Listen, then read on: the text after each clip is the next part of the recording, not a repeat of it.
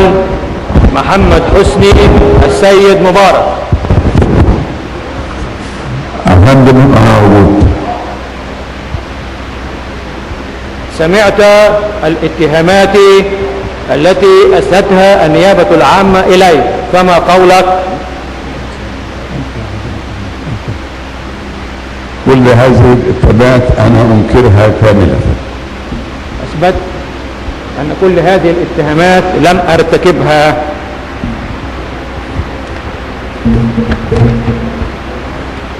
المتهم الثالث علاء محمد حسني السيد مبارك. أفندم. تفضل قدامي. سمعت الاتهام المسند إليك من النيابة العامة، فما قولك؟ تماما أنكرها جميعا. المتهم الرابع جمال محمد حسني السيد مبارك. أفندم. سمعت الاتهامات المسندة إليك، فما قولك؟ أنكرها كلها تماما.